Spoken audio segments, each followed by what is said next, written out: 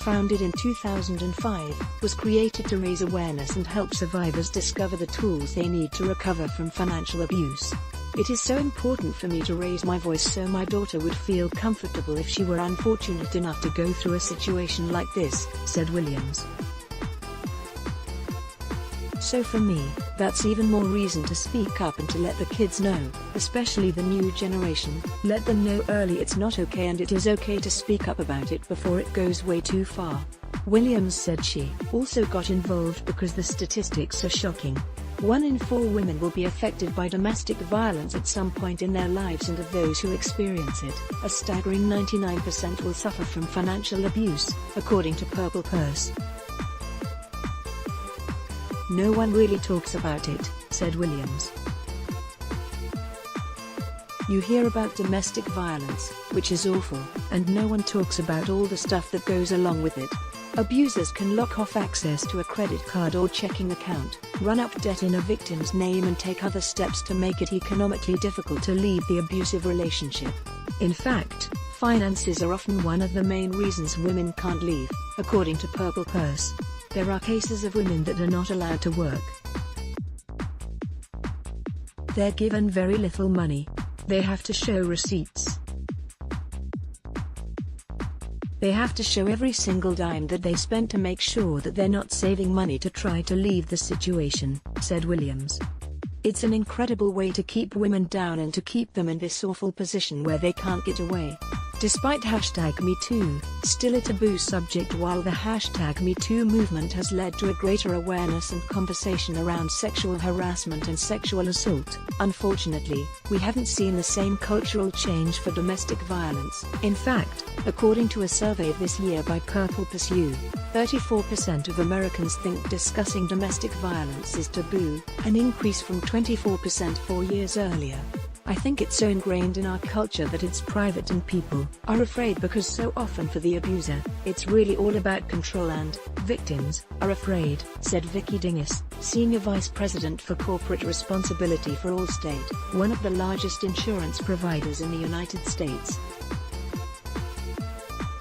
"The most dangerous time for a domestic violence victim is when they're ready to leave. It's almost as if an abuser can sense it. People also don't know how to talk about it," said Dingus. "That's part of the reason why this year's Purple Purse campaign involves unveiling 6 murals by female artists, which will appear in 6 cities around the United States.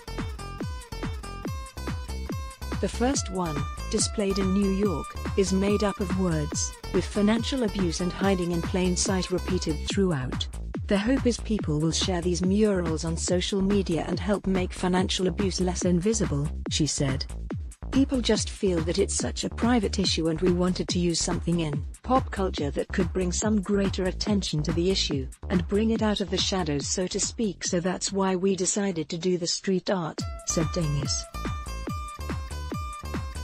As part of last year's campaign, Purple Purse released a new public service announcement. A hidden camera captured passengers getting into a lift car and finding a purple purse. Inside that purse, they discover a phone and see a series of abusive text messages, including "You're too stupid to manage money" and "Good luck paying a lawyer when you have no money." In the video, the passengers connect by phone with the woman and give her back her purse, but then they leave. The PSA asks, "If you knew somebody needed help, would you know what to do?" "People often don't know what to do when they encounter financial abuse," said Dingus. 2 out of 3 said they would not know how to help a victim of financial abuse, the 2018 survey found.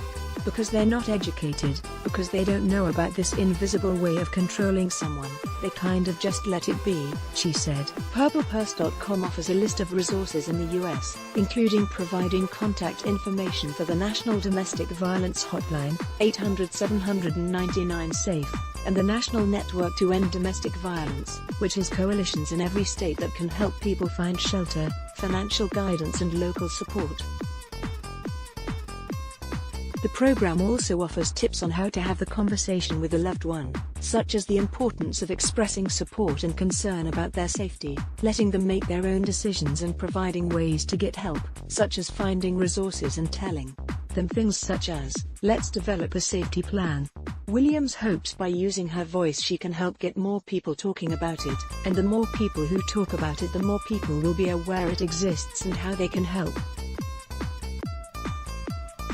"It's an ugly topic," said Williams. "Let's be honest. It's not something that people want to talk about, or if you're going through it, you sometimes feel embarrassed to talk about it. It doesn't matter what color you are, what country you're from," she said. "So for me, that's even more reason to speak up."